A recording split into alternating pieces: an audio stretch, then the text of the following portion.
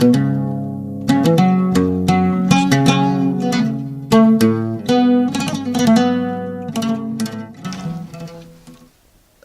wacan wanaagsan daawade ku soo dhawow qayb kale oo cusub iyo casharada aad kala socotay Koronto Trainings. casharkeenan toddobaadkan waxa uu gabagabo u yahay casharadii taxanaha ee ku saabsanaa xaqiijinta xogaha.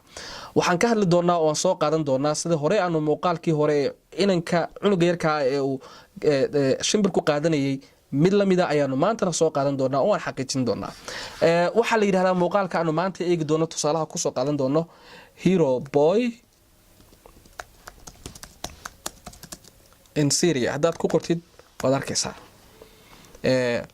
muuqaalkaas waxay leeyihiin waa cunug yara oo badbaadinaya walaashiis oo xabad ay ku socoto. marka muuqaalkan aynu daawano isagana.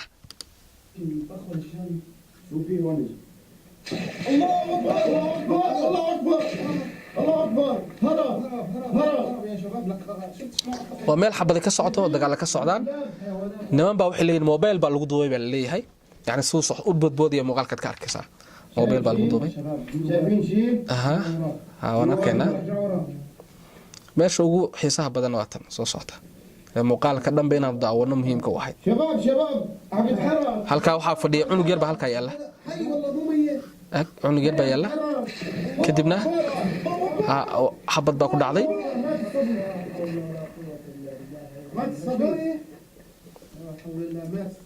عبد حرام ما تعملش عبد حرام ليس يتحرك الله اكبر الله اكبر الله اكبر حبدا ku socota okay marka muuqaalkan xaqiijintiisa isagana waxaanu ku ogaanaynaa dhowr qodob fudud sidii kii hore kale uma baahinayno. muuqaalkan waa la baahiyay ilaa media caalamka qayb kamid ah qaadatay laakiin marka dambana inuu been yahay waa la soo ogaaday waa la xaqiijiyay. marka tusaale aan soo qaadanay marka aan rabnaa muuqaalkan oo kale iska shakino wax isweydiinay waxa weeyaan codka halka lagu duubay codkan waa nadiif laakiin waxayna leeyihiin waa meel dagaal ka socdaan rabshado ka socdaan dabayl ma jirto shanqar kalena ma jirto. midda kale oo isweydiinta la waxa weeyaan codka meel fiican baa lagu qabtay. tan kale sawirka laftigiisa waxa ay ka tageen oo ilaaween inanku meesha galaya inta uu leeyahay wad u jeedaan iminka daada eeg intuu leeyahay sawirkiisa marka uu soo baxana marka uu ka soo baxo marka uu soo baxana intaas leeyahay meelaha yani qofku waxyaabaha ilaawaya marka uu damco inuu wax been sameeyo.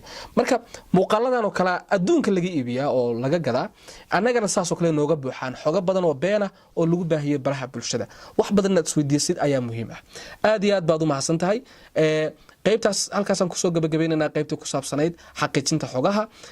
waxaad kala socotaa Koronto Trainings. fadlan haddii aad maanta ku cusub tahay subscribe saar, haddii aad ka heshay muuqaalka like saar, haddii aad fikrad qabtidna comment bixi. waad la wadaagi kartaa saaxiibada. tan iyo kulanti dambe toddobaadka soo socdana nabadgelyo.